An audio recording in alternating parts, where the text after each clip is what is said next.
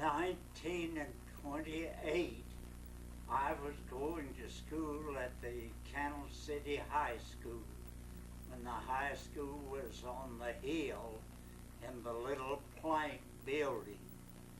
Mrs. Elma R. Green was our principal at that time, and a good one she was. All of the students loved her. Someone, I don't recall who the teacher was teaching Spencer's Kentucky history. And in this history book, we found something concerning Elder Daniel Williams. That was my first time of ever hearing his name. After they described that he was the Baptist preacher who came into Kentucky in May 1775 with Daniel Boone on his second trip from North Carolina, I became very interested in finding where his grave was. Hazel and I decided we would organize a historical society. We didn't have any in this section, and we organized the society and named it the Daniel Williams Historical Society. And at this time we have around 100 members belonging to that society, and it costs $5 annually. We have people from many different states that belong to the society, and we have erected a 21-foot tall granite monument in memory of Elder Williams and other pioneers that first came into Kentucky. I'm standing in our family room, and I'm standing by the side of a very precious clock. This clock, I'm the fourth generation to own it. My great-grandfather, Silas Talby, which is also a great-grandparent of LaRue Stacy and Bass Marsh's family, and any more in the county. LaRue Stacy? LaRue Payton, I'm sorry. He married into the Stacy family. But anyway, we were fortunate to get a hold of the clock about a year ago. My brother had it, and he had died, and they were having his estate sale in Indiana. And I got a call Thursday before Memorial Day that they were having the sale. And I thought, oh, I can't go up there. And Wardie said, yes, you go. We were expecting company from Florida. He said, I'll take care of the company. You go get that clock. And if I hadn't gone, it would have been sold to someone in the state of Indiana. But anyway, when it was mine, and finally I got the bid on it, and it was sitting there in front of me, I just felt like putting my arms around it and giving it a big hug, because we had wanted the clock for so long. It came through Silas and Catherine Fletcher Talby from Breathitt County.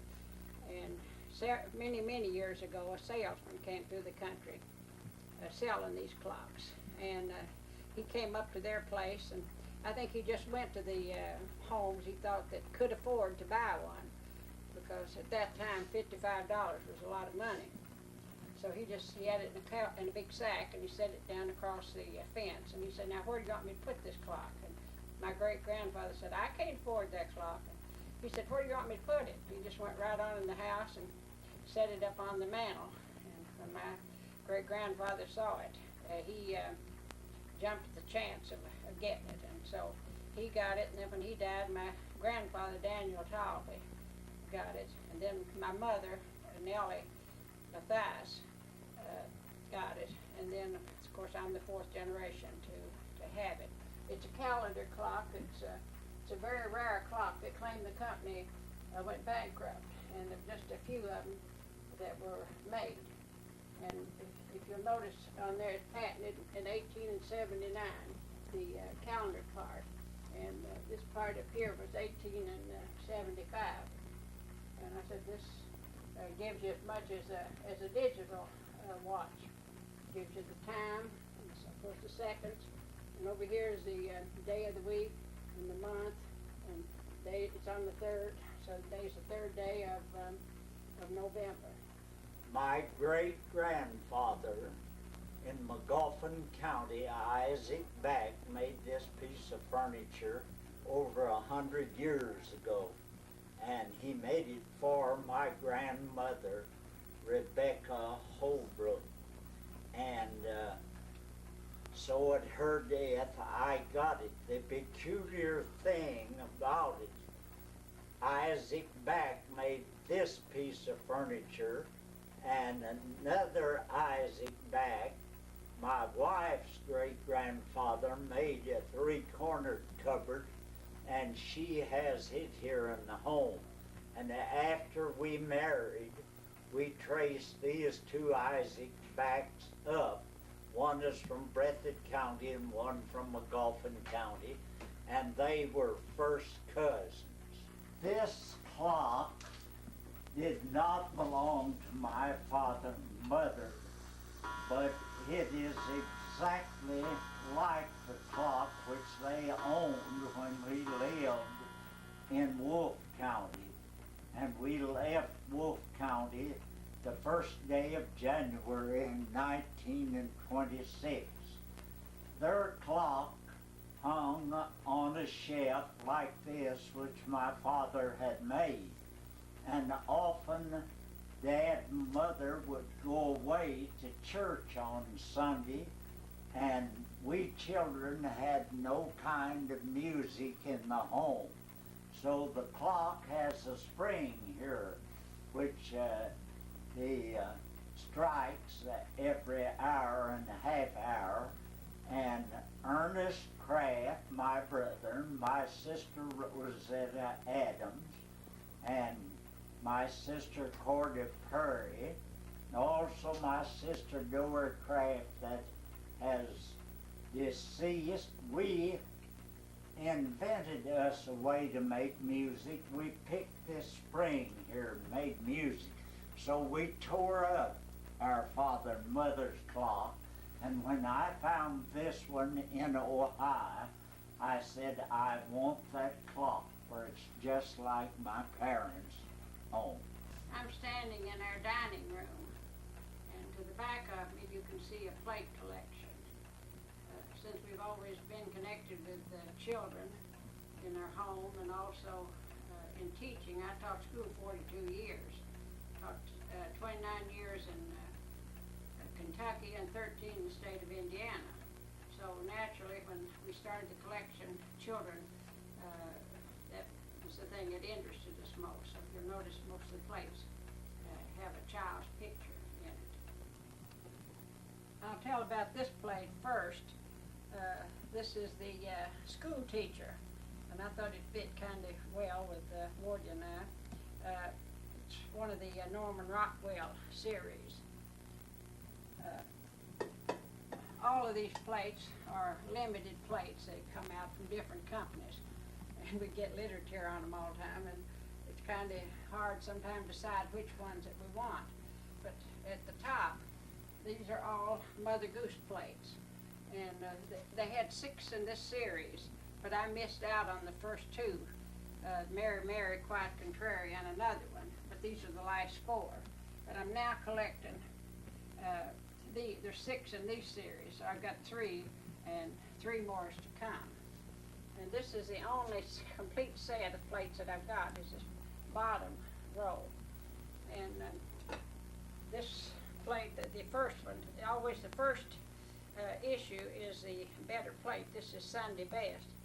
And the last time I noticed in one of the some of the literature, this plate had almost doubled in value. But we didn't buy them to resell. We just bought them to put in our home because they were something that we liked.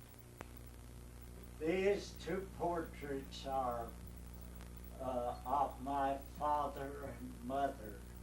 This is my father's portrait, Alonzo Craft.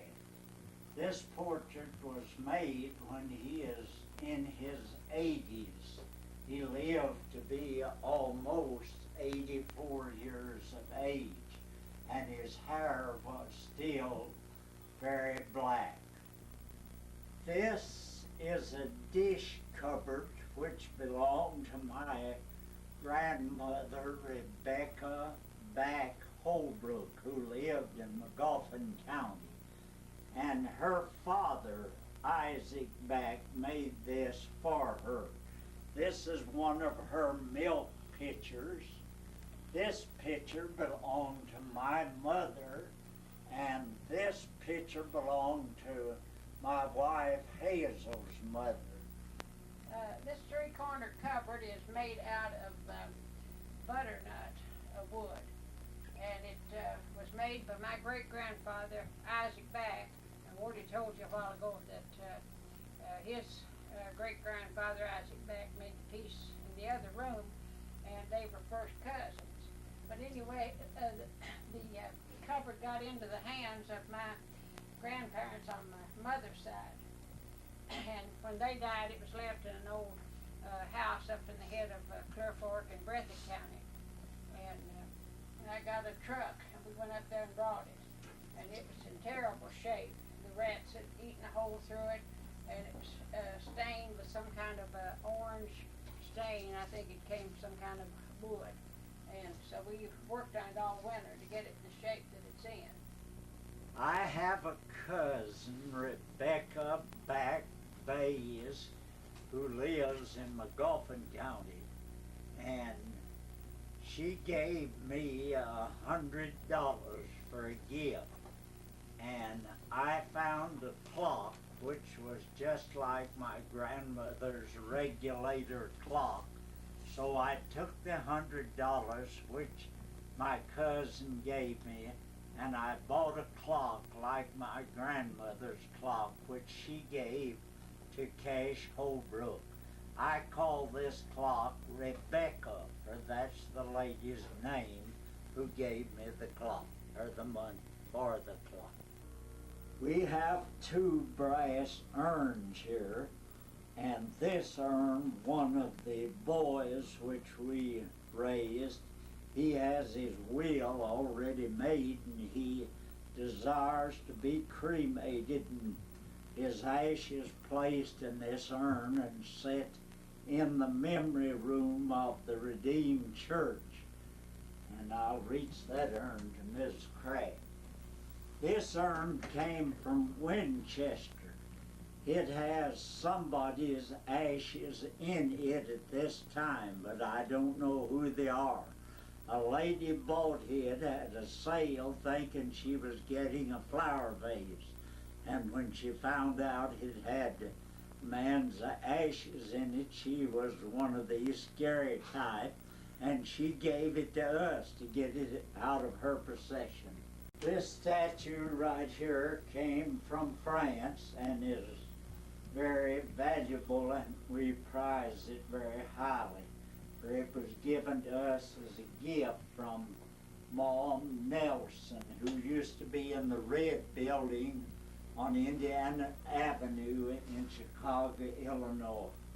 The portrait here was our youngest adopted son, John Ward Craft. He was killed in an automobile accident above Candle City in June 1984. He was married to a Hornback girl, and they had one child. This is the room where I have my study, and I have several books here, old books and new ones. And I'm all the time writing, and everything that I treasure and want to keep, I bring it in here and keep it under lock and key so the boys cannot misplace anything, which I have. I have old stone pipes, my mother's and sister's combs and rings and watches and many valuable things in this room. We were married June the 12th, 1938, and we took our honeymoon in Washington, D.C. We were there almost a week, and we spent $75. And when we got ready to leave, we wanted a souvenir, and we we were running kind of short of money, so we ran into these pictures. And I think we got 3 of them for $1. And we've always treasured them because that was our souvenir from Washington, D.C. This is my favorite room in our home of the 20 rooms which our home contains.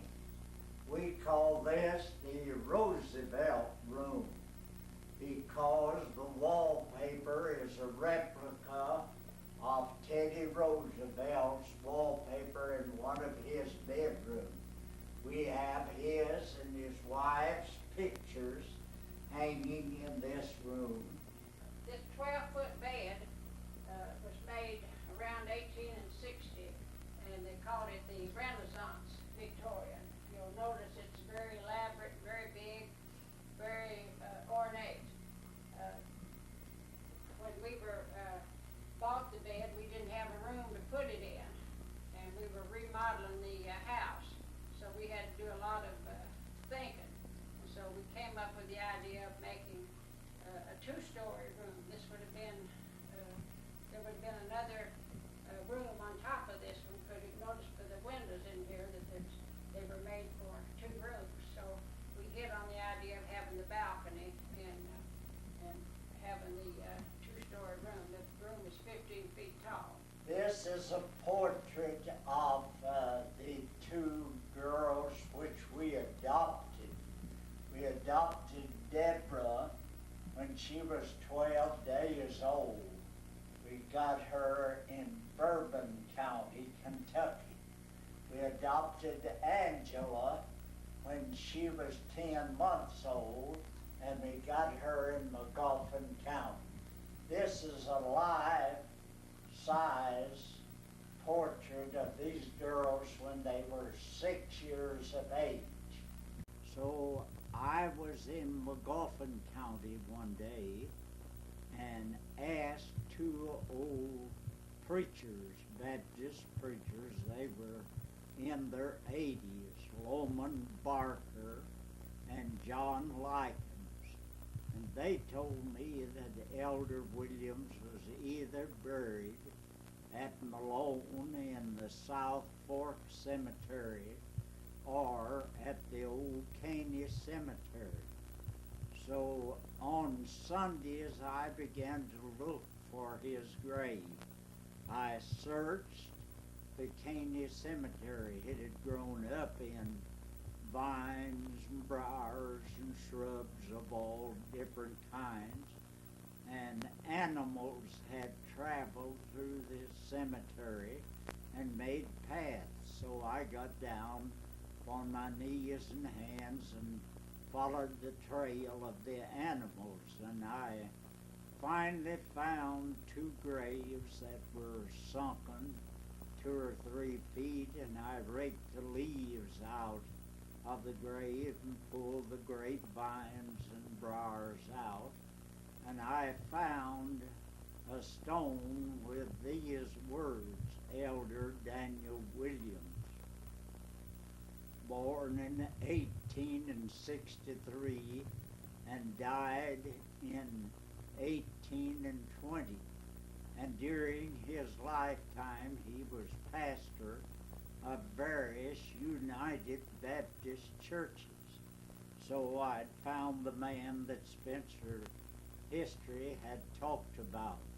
And by his side was another grave of his wife, Violet Couch Williams. So I reported this back to my high school class the next week, and then I began trying to get this cemetery cleaned off. It had badly grown up, but I had no success. The only 2 men that helped me clean that cemetery off was Gene Cravens and my father, Alonzo Craft. And I brought some of the schoolboys down, and we finally got it cleaned off and put a whiteboard fence around it and a 20-foot tall wooden cross to Daniel Williams's grave.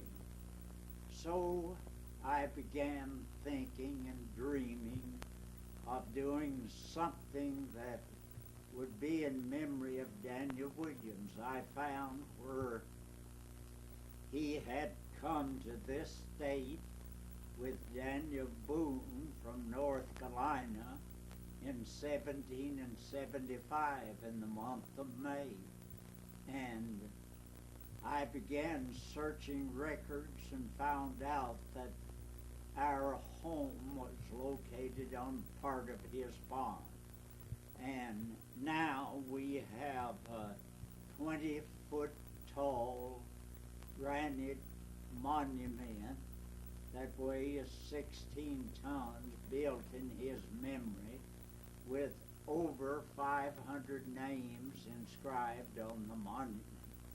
And this monument and the 6 log cabins which we have furnished, and we built them out of old logs which are over 100 years old that we moved from Breathitt, Wolf, McGoffin County, and one of them came from Index, the Judge Charlie Henry cabin.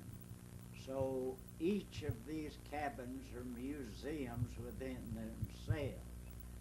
Then we began thinking about remodeling our home, and we remodeled it. My father had lived in this old home, and I grew up from the time that I was 16 years of age.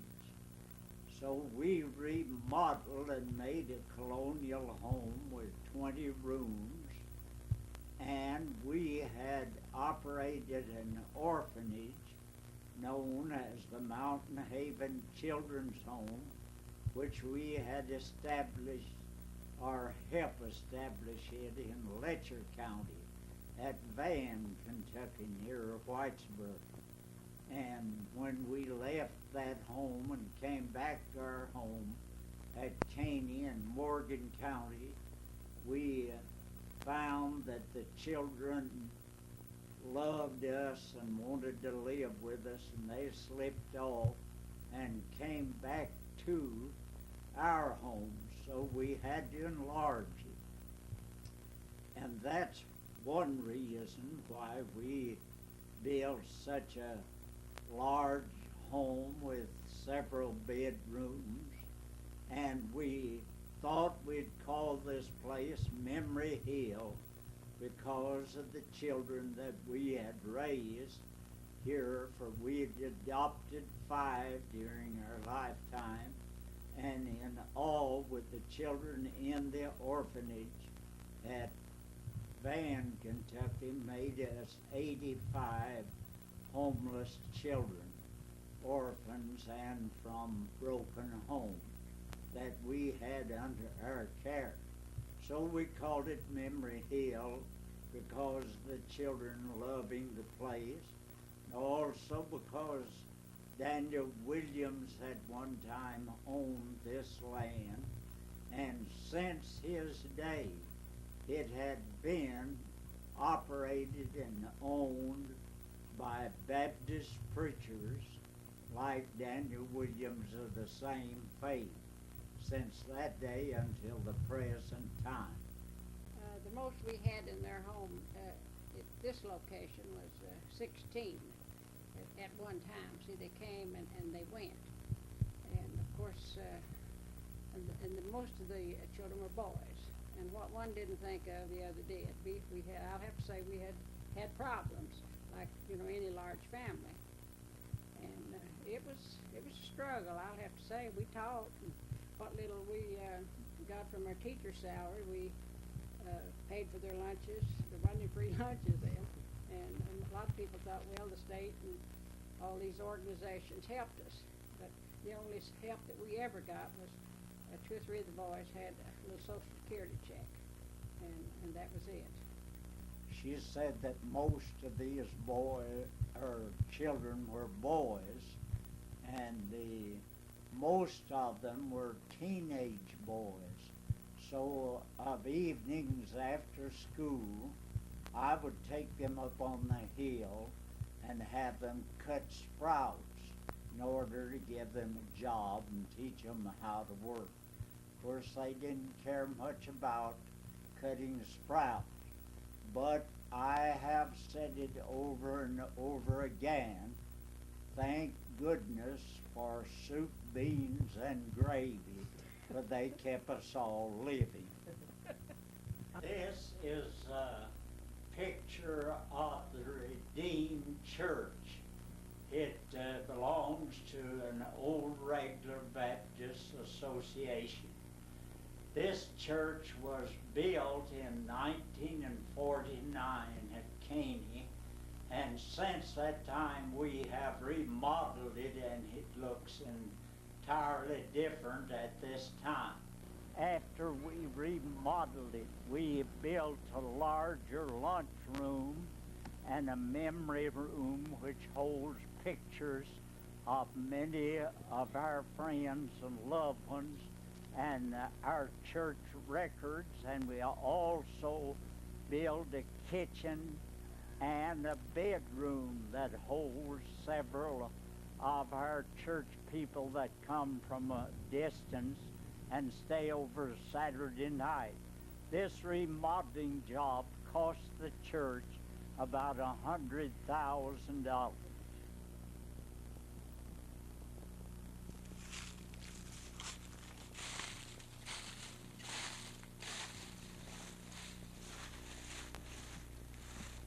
These are the chimney stones of Elder Daniel Williams' chimney that he built to the first cabin that was ever built in Morgan County. The chimney one time stood about where the Stamper Motel now stands, and the stones were given to me by one of the descendants of Caleb Williams, who was a son of Daniel Williams. This monument is 21 feet tall.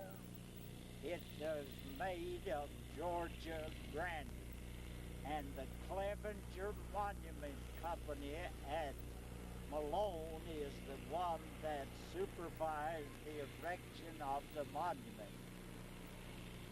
This plot of ground one time belonged to Daniel Williams, and since his day, it has been in the hands of Baptist ministers ever since. And Daniel Williams had his apple orchard where the monument and cabins are now located. And I don't want to leave out that my brother Ernest Craft supervised the building of all of these cabins. Without his help, I could never have got the cabins erected. There was a lot of work to that. This old table was made by my father after he and my mother married. They were married April the 1st, 1901, and he made this table, and underneath we have where each member of the family ate. I bought this rocker. It was made by a Robinson man who used to make chairs at the foot of the Adel Hill. And I bought two of them of him for Uncle John R. Likens and Freddie Likens, his blind son. This chair was Uncle John R.'s. After his death, his daughter that married Everett Johnson gave it back to me for the museum.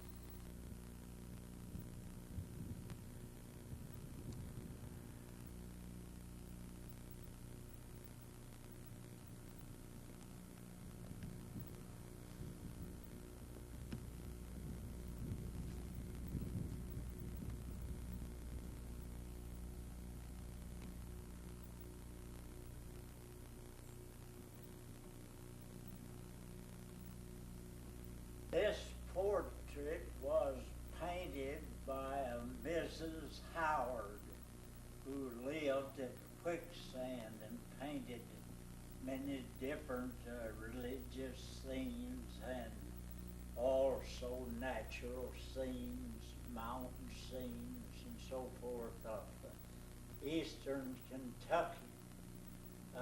It was bought by Torah Craft Benton's children and placed here in the church in memory of their mother, Torah. We have records and Bibles and all of our church records since 1936 in this room. We also have the communion cups and the plates overhead since 1936, one for each year. The Redeemed Church was built here at the present location in 1949. And at the present time, we have about 56 members. We have lost 6 members in the past year. The church at this time is progressing nicely, and we meet every third Saturday night at 6:30 and have our council meeting. Also, we have preaching. Usually some wonderful preachers come from other places and preach on Saturday night. And also on the Sunday following the third Saturday night at 9:30 we start singing, and at 10 o'clock preaching starts at the Redeemed Church once each month. My father, Alonzo Craft, was converted in 1910, and he preached from that time until 1963. So his preaching career lasted for 53 years. He always said that he preached free of charge, and he went and had his feet frozen in saddle stirrups when the roads used to be in the creek bed, and we had to thaw his feet loose when he'd get home with a shovel of hot coals of fire out of a wooden fire. So he always said he wanted no money for his preaching, but he expected a penny at the end of the race when the day of life was over. My father did not cause me to be a preacher, but I felt the weight of young people, mostly in that day and time, upon my heart. So I started preaching, and I have been preaching now 57 years and still make big trips into eastern Kentucky, Virginia, Tennessee, West Virginia, Florida, and Ohio, Indiana, and different states, and I have never charged one dime for my preaching, for I feel like that ought to be free of charge. I also have married hundreds of couples, and I never charge a dime for marrying people. I always felt those things should be free. Here is Elder Clayton Hammond and Mary Ann, his wife, who passed away back in the summer, She used to be one of the cooks at the Canal City School, and she is known as Mary Ann Rudd at that time. And a good cook she was. This is Edna Back. She's in the Sagersville nursing home. She was born blind and crippled, and she's still living. Up here is J. Everett Back and Josephine, his wife. She is a twin sister to Maggie Phipps that lived at Canal City. Then the picture here on the right is my father and mother, Alonzo and Martha Ellen Holbrook Craft, and their two oldest children, Fred and Tora. The name of the poem is The Old Time Preacher. And the preacher here in the portrait is Callaway Cooper, or C.C. Cooper, some of them call him. He's holding his Bible. He was converted during the Civil War in the Kennesaw Mountains in Georgia. And he said that the captain came around that night after they all were settling down for the night and asked them if any of them had failed to make peace with their Lord. And if they hadn't, they'd better be settling up things. For the next day, they would be one of the greatest battles of the Civil War fought. And he said he started praying, and he prayed all night and fixed up everything with the Lord. So after the war, he started preaching. Fact about it, he stayed with Elder Bill Davis, the great-grandfather of Walton Jones and Wanda Reed, up until he was 16 years of age when he enlisted in the Army. These stones here came from the Kennesaw Mountain. I went down there and went up where this battle was fought and found the stones and brought them back and placed them around his picture. Elder Cooper baptized my father and mother when they were young people. Elder Granville Miller, he was the father of E.C. and Hoy Miller that lived in Breathitt County. He preached many years. The interesting thing about him, Tom Smith was hanged in Jackson almost 100 years ago, and he was the last man to be hanged near where the Breathitt County Courthouse now stands. And before Tom Smith was hanged on the gallows, Elder Miller took him down to the Kentucky River and baptized him. And he rode back to the gallows on his casket pulled by two gray horses, and went up on the scaffold then and was hanged. Riley Johnson from near Moorhead. He used to preach in this country. He weighed almost 400 pounds, and he had a voice that sounded like a lion roaring. You could hear him if he was on the outside of a building when he is preaching for about 4 miles, and you could understand what he is saying. He has preached in this church building, also in the Brushy Fork Church when it was at Alec Patrick's home, and he preached on the hillside at the Mount Zion Association when the association was held just behind where Jasper Jones's home now stands at Adel. My father and mother, when they were young people, shook corn for a neighbor and made a little money and bought this Bible.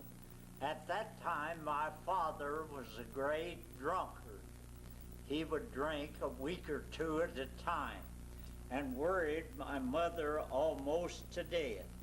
After I was born, she always told me she laid my head on this book and prayed that I would never be a drunkard.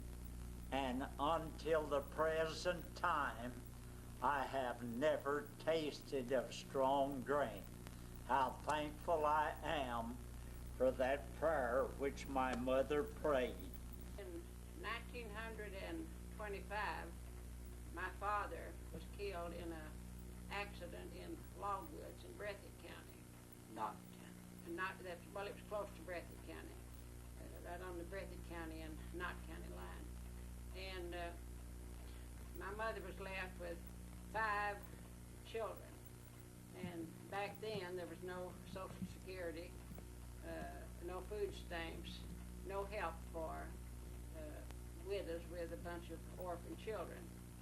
So 2 years later, my mother finally decided to send the 3 older children to the Oddfellows home at Lexington, since my father was an Oddfellow. And that was the purpose of being an Oddfellow in those days, was for the home to take care of the children that were left after the father died. Well, I went there when I was 10 years old, and I stayed 8 years. And during the time I was there, I became very interested in the other children. And almost from the time that I was 10, I said I was going to be a teacher.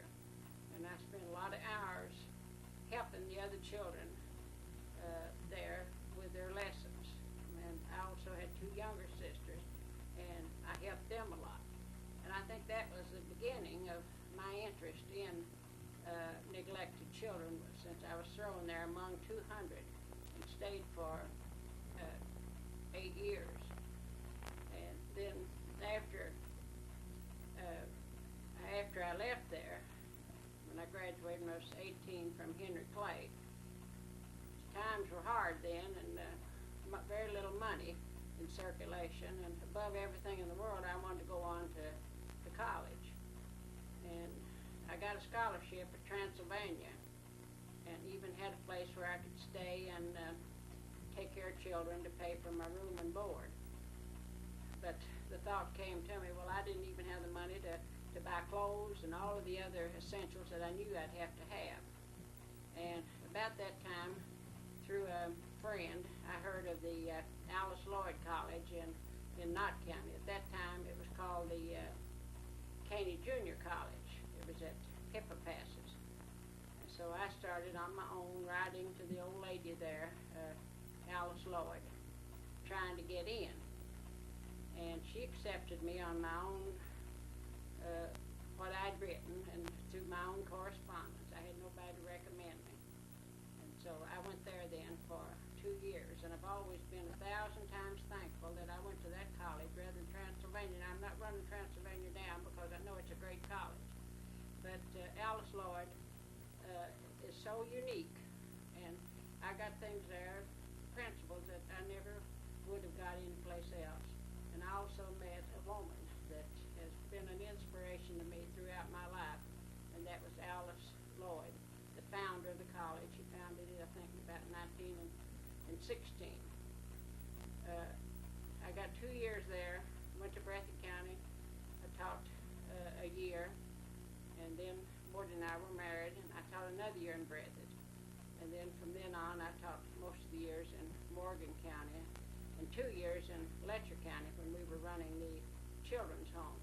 And the 85 children that Wardie mentioned, part of them were from this children's home that we ran for 2 years. And we ended up, after we came back, we brought 5 or 6 of the children, what we thought we could make out with. And the others that were left there kept coming till we just about ended up with the children. One reason that I always felt for homeless children, my father grew up an orphan boy, and he told the stories of how he worked and toiled and went from one home to another one, trying to find a place to stay. And after he would get the crops taken care of, or a field cleared, then he had to look him up a home. I have the little mush kidtle over here his mother gave him, the only possession that he had on earth, and he said when he'd look for him a new home, he'd always take his mother's little kidtle and put it in a burlap bag and throw it across his shoulder and start down the road looking for a new home. Well, I heard about all of these hard stories, and it made me feel for children without a home. So I've never regret one child that we had in a home. Of course, all of our neighbors never felt as good toward all of them as we did, but we have a very warm spot for every child.